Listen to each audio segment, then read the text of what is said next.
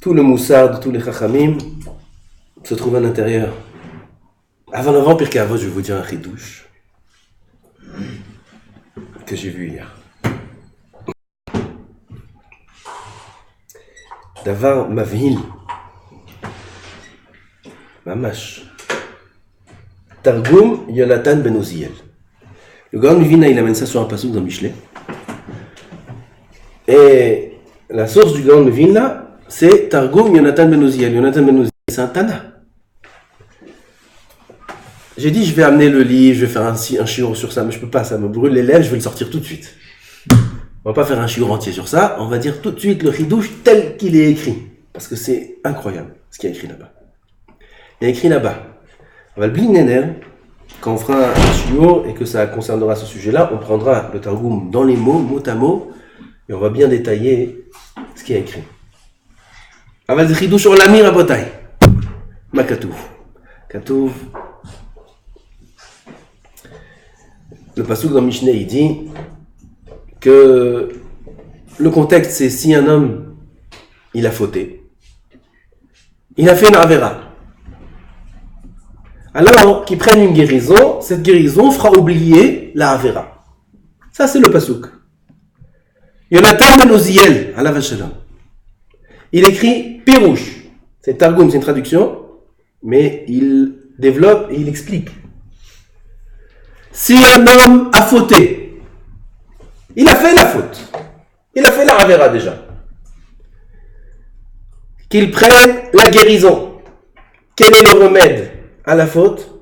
Quel est le remède au Yetzer Hara? Quel est le remède?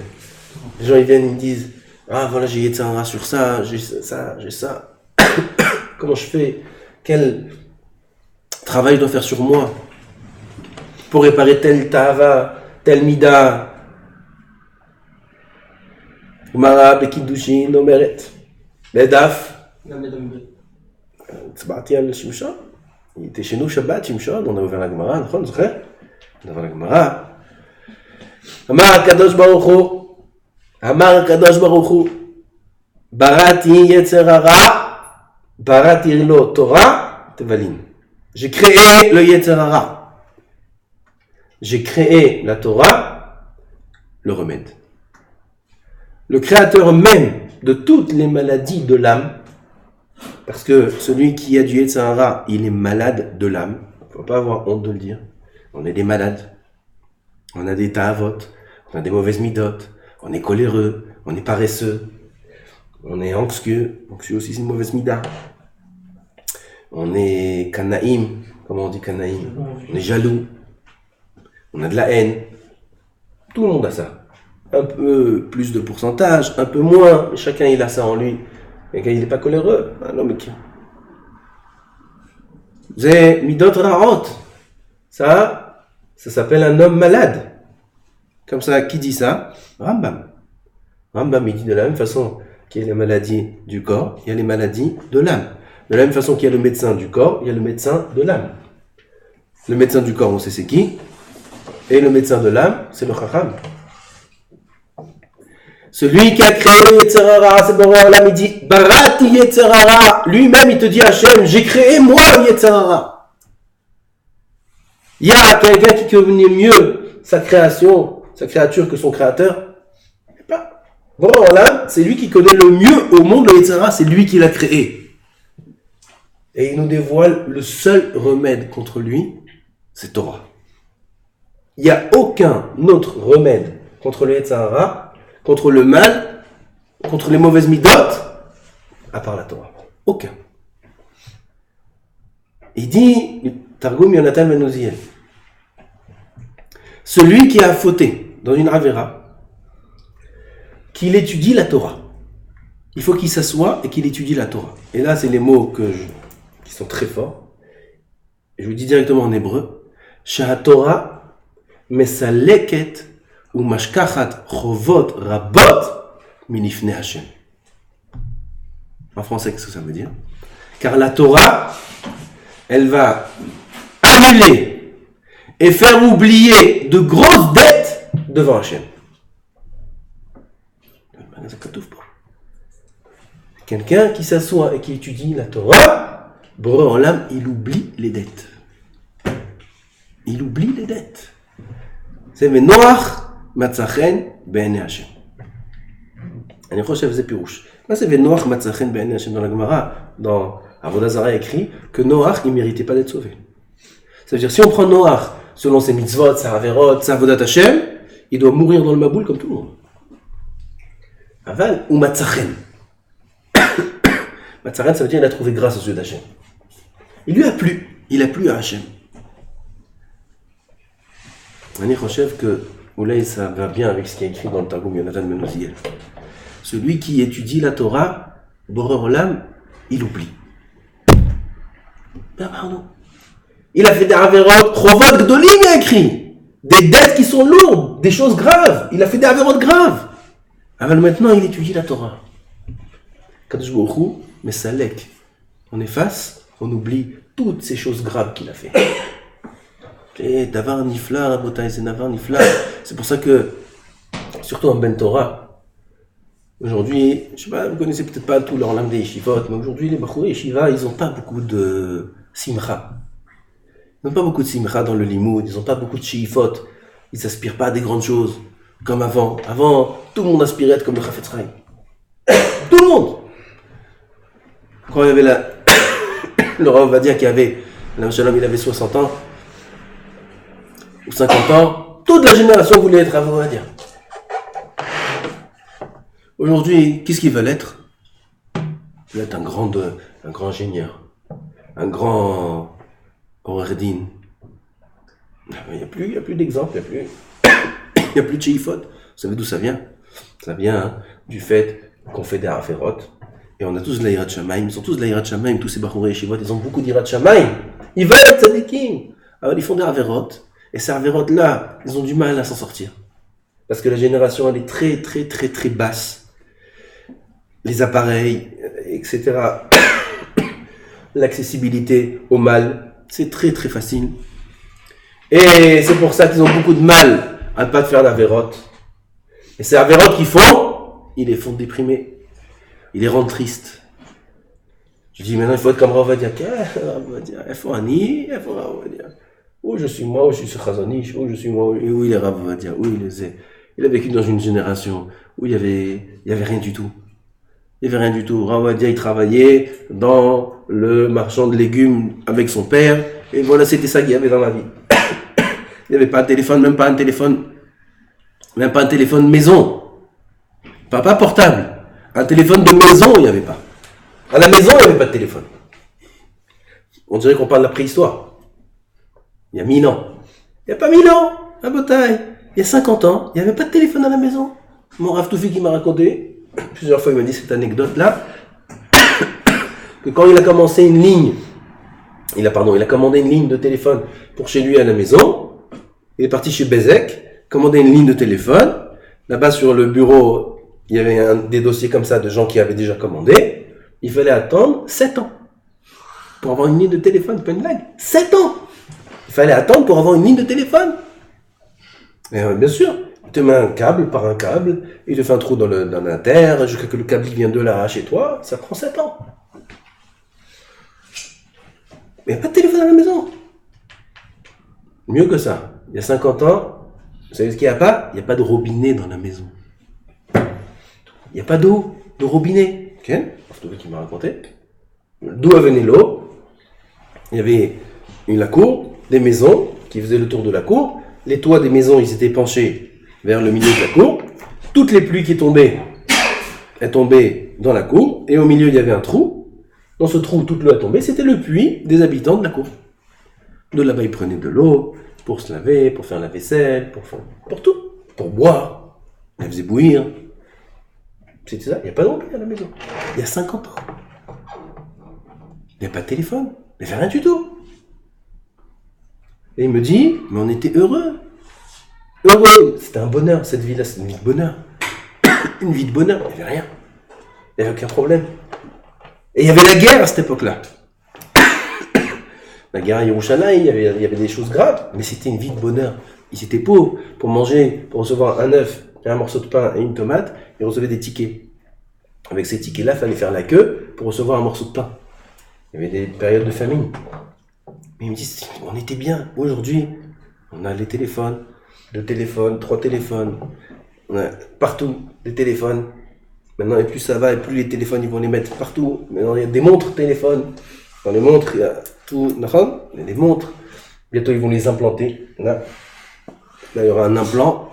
Tu auras un téléphone là. Rien besoin de faire. Hop, tu parles. Allô? T'appuies là, tu envoies un fax. T'appuies là, tu envoies. À col. Souliane. Ils croient qu'on fait ça et ça va, et les gens ils vont être plus heureux et plus heureux. Et puis ils sont malheureux, ils sont encore plus malheureux et plus malheureux. Alors tu vas dire, le Bacho il va dire, oh il est Rav, on va dire, où je suis moi. Quelle génération moi je vis, quelle génération lui il a vécu. Alors il n'y a plus les chiifotes. Et on fait des avérotes, et on est triste, et on arrive à s'en sortir, chacun a des mauvaises midotes, etc. C'est une erreur. Il dit le Gaon Mivin là, si un homme il a fauté, et il est tombé, qu'il continue à faire le service d'Hachem exactement comme il le faisait avant la faute. Pareil, qui ne change pas 1 millimètre. Il n'y a rien qui a changé. Étudie la Torah avec la même ferveur. La même chose qu'avant la faute. Comme si c'était des gamots. Parce que toute autre chose, sache que c'est du Yetzer Hara. Si un homme il fait une Avera, il s'est mis très en colère, alors que juste avant il a étudié, il a entendu un cours sur la colère. Il rentre à la maison, il se met en colère. Il dit, mais qu'est-ce que je suis? Moi je suis en pourri. Après maintenant il a son cours du soir, il va s'asseoir là-bas au cours. Il est triste comme ça. Qu'est-ce que moi j'ai étudié la Torah? C'est Yetzer Hara. C'est une erreur. Il faut étudier la Torah avec la même ferveur, avec la même simcha, comme si que t'es Moshe Rabbeinu. Comme si que t'es Moshe Rabbeinu. Et tout celui qui va te dire autre chose, sache que c'est Yetzer Hara qui te parle. Pourquoi? Parce que le limoud à Torah, c'est lui qui va faire oublier la faute de devant mon âme.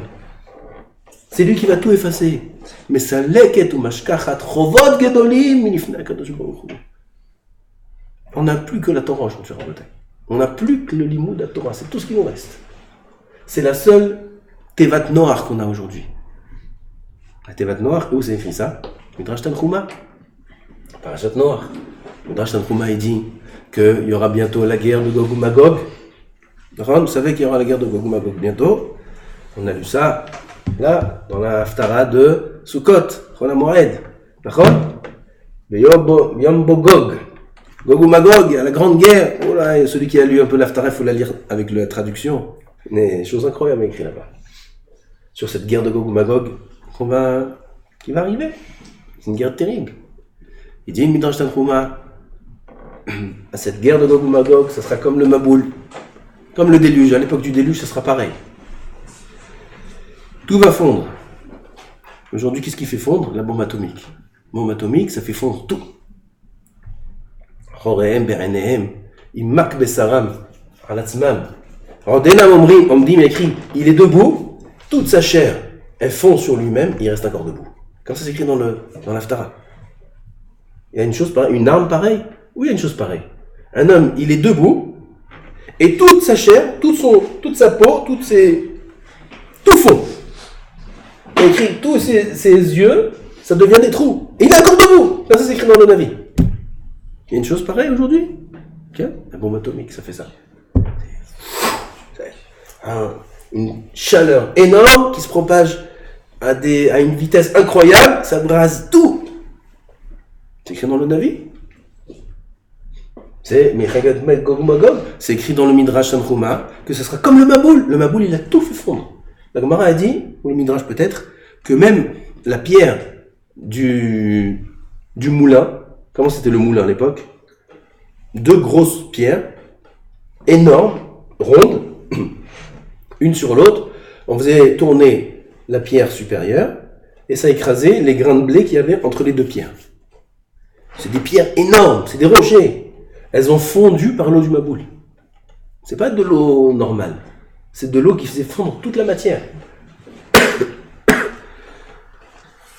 Là, il y aura aussi Gog ou Magog. Il y aura aussi le Maboul encore une fois. Et il y aura aussi Tevat Noach. C'est pas Noach qu'on va voir construire comme ça. La Tevat Noach qu'il y aura, Bezrat Hashem, c'est quoi? Elu Bate Knesiot ou Bate Midrashot. Comme ça il dit le Midrash. Bet Midrash, Knesset. C'est Torah. Les endroits où on étudie la Torah, ça, celui qui sera à l'intérieur durant Gog ou Magog, il sera épargné de tout mal. Avant la Tevat Noach, il fallait qu'elle soit, comment on dit, hermétique. S'il y a un petit trou dans Tevat Noach, un tout petit trou, toute l'eau du Maboul, elle rentre dans Tevat Noach. Il faut que la Tevat Noach, elle soit hermétique complètement. Chomer, Zefet, et il fallait l'enduire de beaucoup de choses, qu'il n'y ait pas de l'eau qui rentre dedans. Bet Midrash, il faut qu'il soit hermétique. Hermétique. Si on veut que ce soit une Tevat Noach, il faut que ce soit hermétique. Si à l'époque de Noach, il vient, il sort de la tête de la Teva pendant le Maboul, il prend un petit seau de Maboul, il le met dans la Teva, on le jette par la Teva, il dit, t'es Maboul. Je dirais, tu nous amènes l'autre, c'est tu souffles, tu vas tout tuer tout le monde. Il fait un petit trou comme ça, il fait un petit. Il vient dans la Tevat Noach, il va au Bet Midrash, il amène un petit, comme ça, internet, un petit trou. Tu nous fais des trous dans la tête, tu veux nous faire couler quoi? Tu veux qu'on coule tous? Ouais, il va casser. Oui, il y a des petites déotes comme ça, des petits façons de voir les choses un peu pas très cachères. Tu veux faire couler la Teva? Tevat Noach, il faut qu'elle soit complètement hermétique. S'il y a un trou, tout le monde coule. Et le Midrash, il dit Tevat Noach, à la fin des temps, c'est Bet Midrash. C'est pour ça que le Bet Midrash, la yeshiva, il faut qu'elle soit hermétiquement tahor. Hermétique. On rentre rien de tout de l'extérieur. Rien. Ni au niveau des hashkafot psoulot, ni au niveau des appareils psoulim, ni au niveau des... Ça reste comme à l'époque du don de la Torah.